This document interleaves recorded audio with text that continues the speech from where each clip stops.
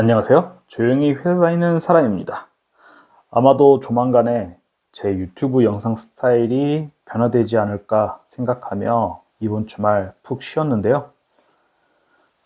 S&P 500에 투자하면서 은퇴 이후를 대비하겠다.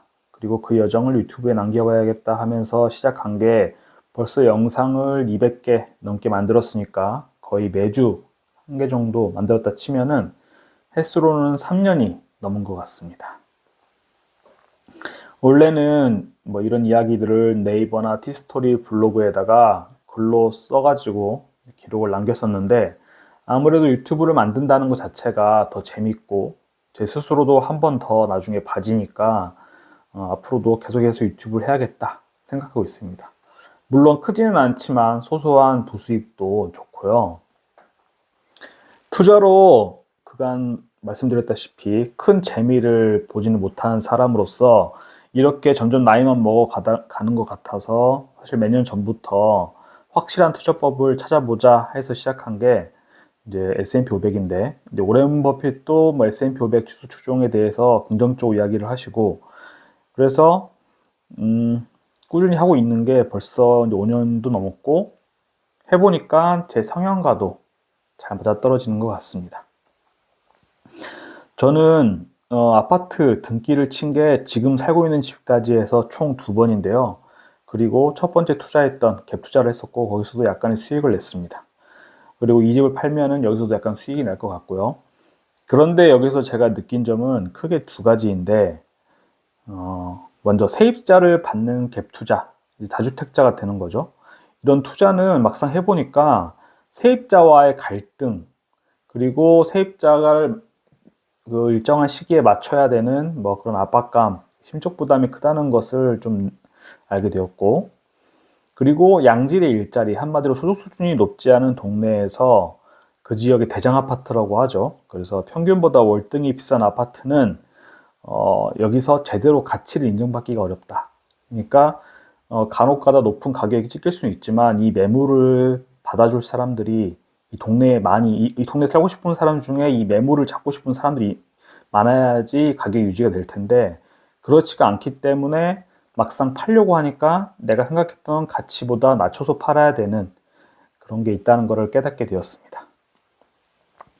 그래서 만약 제가 지금 살고 있는 집을 팔고 이사를 간다면 특히 소득 수준이 좀 더 높은 지역에 괜찮은 아파트로 가고 싶다면 이미 다들 뭐 다주택자에 대한 규제가 심하기 때문에 똘똘한 한 채에 대해서 그 양극화 현상이 많이 진행이 되고 있잖아요. 그래서 제가 평수를 줄여서 간다고 해도 향후 10년 정도는 이런 이번에 이 아파트를 갖고 있으면서 겪었던 마음고생을 안 하고 살만한 지역으로 가려면 무리한 대출을 일으켜야 한다는 그런 결론이 나왔습니다.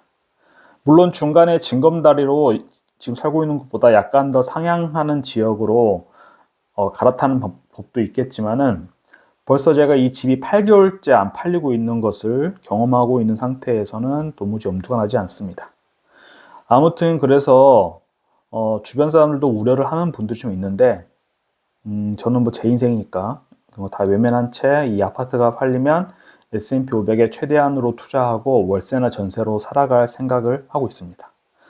아파트가 안 팔리는 게 사실 뭐 뻔하죠. 가격이 문제죠. 그러니까 이 지역에서 뭐 대장 아파트라고 해도 가격을 충분히 낮춰주면은 팔리긴 할 텐데 또 제 자산이기 때문에 또 낮춘다고 해도 적정선이 있겠죠. 그래서 일단은 알아본 결과 단지 내에서 최저가로 낮췄습니다. 그래서 좀 진전이 있었죠.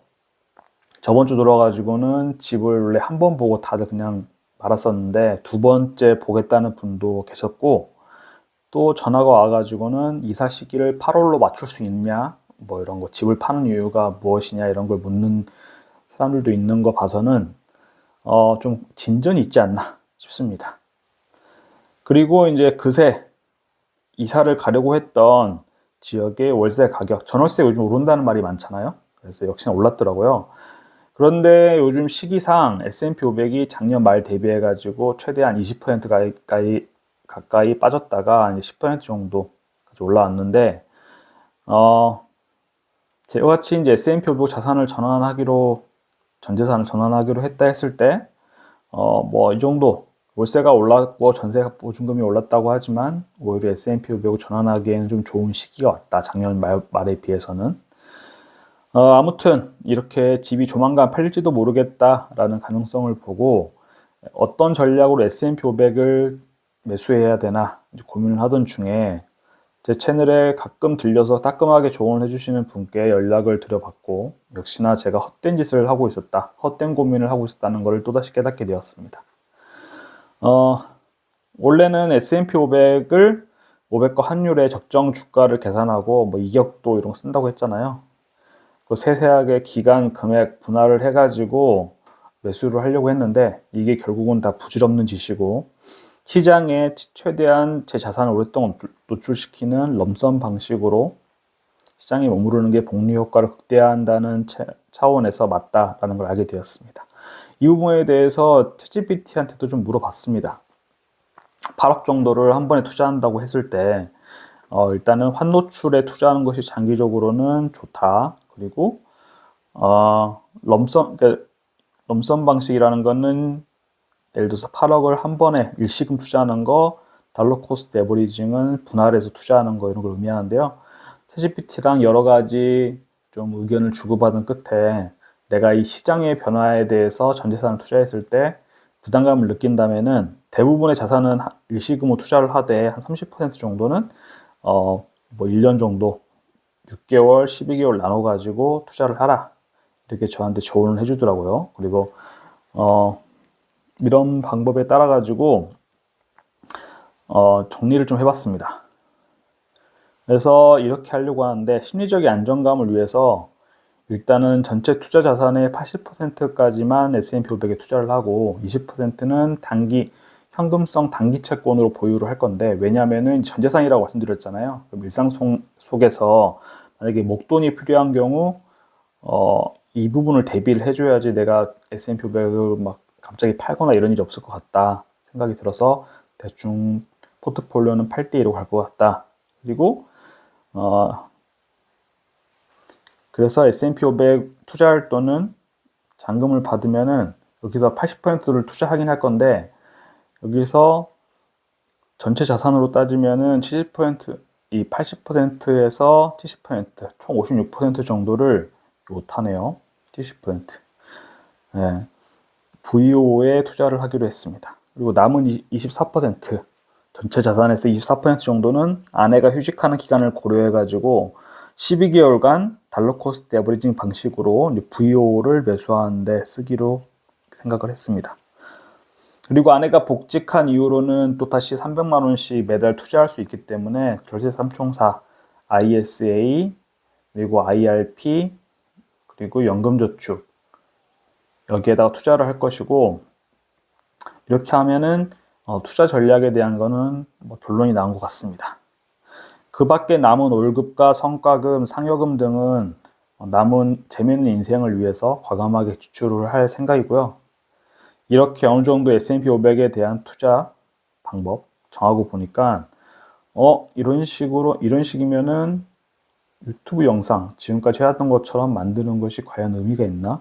내가 뭐 S&P 500이 뭐 오르네 떨어지네 미국에 투자를 해야 되네 말아야 되네 이런 걸 논하는 게 의미가 있을까 하는 생각이 들었습니다. 더 이상 투자에 대해서는 이제 말할 것도 없어지겠다. 할 일도 크게 없겠다 생각이 들었기 때문인데요. 왜냐면 이미 전 재산이 저는 S&P 500에 실리게 될 거니까. 그러면은 이제 그때부터는 이 유튜브 채널을 돈에 관한 것이 아닌 실제 일상 속에 내 삶을 풍요롭게 해줄 만한 것들에 관심을 갖고 향유하는데 그런 데 써야겠다 생각을 했었고요. 그래서 요즘에 그 일환으로 일단 돈이 안 드는 것 중에 하나로 좋은 음악들을 이제 노이즈 캔슬링 되는 헤드셋이 이제 갖고 있던 게 있는데 이제 소니 건데 그걸 가지고 이제 좋은 음악 들으면서 뭐 마음 편해지는 영상 보는 거를 좀 하고 있는데요.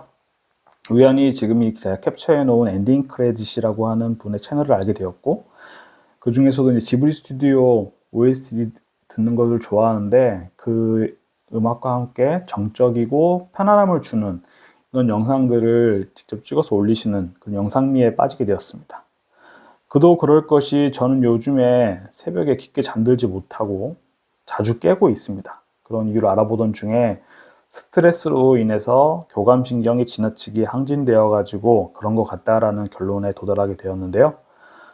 조용히 회사 다니는 게 목표인 사람인데 아무래도 제가 현 회사로 이직한 지 6개월밖에 되지 않아서 이제 적응하고 익혀야 될 것들이 많고, 그리고 뜻밖의 복병인 이른 아침 출근, 뭐 어느 정도 예상은 했지만 이 정도일 줄 몰랐는데, 그리고 편도 2시간 이상 걸리는 셔틀버스 때문에 스트레스가 누적되고 있는 것 같습니다. 제 절친인 챗GPT한테 스트레스에 따른 신체 변화를 물어봤는데요. 뭐 이런 거 제가 느끼는 증상들이 목 통증, 두통, 수면 문제 이런 게 있었는데, 이게 자율신경계의 영향을 받아서 이런 증상이 나오는 건데, 교감신경과 부교감신경이 크게 있다고 합니다. 교감신경은 이제 원시 시대로부터 인간이 본능적으로 가지고 있는 위기가 왔을 때 싸우거나 도망가라 등의 생존을 위한 반응을 담당하고, 부교감신경은 쉬고 소화하라, 쉴 때의 반응을 담당을 하는데요. 저처럼 이제 장시간 회사에서 한 12시간 가까이 머무르고 출퇴근 시간 4시간 왕복 쓰는 사람, 집에 와서는 거의 잠만 자는 사람이라면 교감신경을 과하게 항진시키지 않았나. 왜냐면 이 증상들이 다 제가 겪고 있는 증상인데요. 일단 목 근육이랑 어깨의 결림이 지금 느끼고 있는 증상이고, 두통도 가끔씩 있습니다. 그리고 심장이 가끔씩 두근거린다는 느낌도 좀 있고요. 호흡도 심호흡보다는 일부러 제가 요즘에 신경 써가지고 심호흡을 하려고 하는데 얕은 호흡을 한다는 것도 느낄 수 있습니다. 그래서 악순환의 고리에 빠진 거죠. 스트레스, 교감신경 항진, 뭐 어깨 결림, 두통, 수면 부족, 스트레스 증가. 악순환에 빠진 것 같고, 그래서 부교감신경에 대해서 관심을 갖게 되었는데, 이게 활성화되면 딱 제가 겪고 있는 증상들이 사라지게 되는데요. 근육의 긴장이 풀리고 혈액순환이 개선되고 심박수가 감소, 소화도 잘 되고 깊고 안정적인 수면도 가능해지는 거죠. 그래서 지금 할 수 있는 것들은 좀 실천하고 있는데, 호흡 조절, 그리고 명상 및 리연 훈련, 아까 말씀드렸던 앤디 크레딕 같은 분들의 좀 느린 템포의 고요한 음악을 들으면서 좀 생각을 가다듬는 거, 그리고 스트레칭도 틈틈이 하고 있습니다. 그리고 온열요법, 지금 이게 보니까 전자레인지에 돌려가지고 뭐 어깨 올려두는 찜질팩이 있는데 그런 거 올려가지고 틈틈이 좀 혈액순환 도와주고 있고요. 아무튼 이렇게 회사에서의 성취, 그리고 S&P 500을 통한 자산 증식, 이런 걸로 세상과의 경쟁에만 몰두하느라 사실 제 스스로도 교감신경이 활성화될 수밖에 없는 환경이었던 것 같습니다. 어, 이런 상황에서 이제 아파트 팔고 S&P 500까지 투자를 하고 나면은 저는 이제 뭐 크게 뭐 출퇴근 시간도 줄어들 것이고, 그리고 S&P 500 투자해서 자산을 불리고 이런 거에 대한 고민도 더 이상 할 필요가 없고, 그냥 주어진 인생을 큰 기복 없이 살아가기만 하면 될 것 같습니다. 하지만 지금처럼 이렇게 교감신경이 항진되어 있고 이로 인해서 거짓된 배고픔을 느끼고 깨어있는 시간 내내 먹는 걸로 스트레스를 해소하는 정도로 이제 든다면은, 저는 S&P 500으로 어쩌면 은퇴를 해봤자 건강한 수명을 오래도록 유지할 수 없을지도 모릅니다. 왜냐면은 저도 좀만 있으면은 40대 접어들고 그때부터는 암에 대해서 이제 좀 조심해야 될 나이기도 하잖아요. 좀 이런 게 걱정이 됐습니다. 교감신경이 지금처럼 항진되어 있다면은 암에 걸리는 거 아닌가. 왜냐면은 챗GPT가 알려줬다시피 신체가 계속해서 싸우고 있는 상태잖아요. 그래서 아드레날린과 노르아드레날린 분비가 증가되고 혈관 수축, 혈액 순환 자체가 이제 좀 막히는 거죠. 면역력도 떨어지게 됩니다. NK 세포가 이제 암 세포를 잡아먹는 세포라고 알고 있는데 그게 줄어들게 되고 몸의 염증도 증가하게 되겠죠. 왜냐하면 스트레스를 받으면 제가 되게 신기한 게 알레르기성 비염이 좀 있는데, 좀 스트레스 많이 받고 피곤한 날에는 그 증상, 아침에 일어날 때 콧물이 흐르고 코가 뻑뻑한 느낌, 이런 게 되게 강하게 들더라고요. 근데 좀 푹 쉬는 시절에는 같은 시기, 같은 계절이라고 해도 그런 반응이 더라고요. 그래서 어쩌면은 딱 이건 것 같아요. 스트레스가 있어서 만성염증이 발생을 했고 DNA 손상이 지속해서 발생하고 있는데, 이런 거 복구할 수 있는 능력 자체가 아직은 젊으니까 괜찮지만 나이 들면은 타격을 입지 않을까. 실제로 이제 스트레스와 암은 되게 깊은 연관이 있다고 하잖아요. 안전이 촉진시키고 면역 감시 기능 저하시키고, 등등. 그래서 저는 이게 S&P 500에 투자해서 은퇴하는 과정을 계속해서 유튜브에 남기기는 하겠지만, 앤디 크레딧 님의 영상에서 느낀 바처럼 저에게 편안함과 휴식을 주는 것들과 장소, 곳들을 찾아다니면서 감성이 있는 영상을 찍고 그때 느낀 생각들을, 이게 마음 챙김, 뭐 이런 글쓰기, 저널링 이런 것들도 부교감 신경을 활성화하는 좋다고 하더라고요. 그런 것들을 좀 이용해서 유튜브로 만들어 봐야겠다 생각을 했습니다. 물론 제 채널이 S&P 500으로 이야기하는 채널이고, 그리고 또 제 일상의 근간은 여전히 S&P 500 장기 정식 투자가 있기 때문에 이런 그래프들은 자동화가 좀 되어 있거든요. 그래서 투자 현황들은 앞으로도 계속해서 기록해 둘 생각입니다. 하지만 이렇게 매주, 매달, 매년 뭐 상승과 하락에 크게 의미를 두진 않으려고 하고요. 삶의 본질은 사실 S&P도 아니고 돈도 아니기 때문입니다. 그럼에도 만약에 제 채널을 꾸준히 봐주시는 분들이 계시다면은 그분들도 역시나 하고 있을 가장 큰 삶의 고민, 걱정인 돈에 대한 것들을 S&P 500에 이름을 해두면 우리는 좀 더 행복한 삶의 본질에 다가가는데 시간과 노력을 쏟을 수 있다는 것을 제 영상을 통해서 입증하고 공유해보고 싶습니다. 네, 오늘 좀 영상이 길어져가지고 제가 무슨 말을 하고 있는 건지 좀 긴가민가한데요. 여기까지 영상을 봐주셨다면 정말 감사합니다.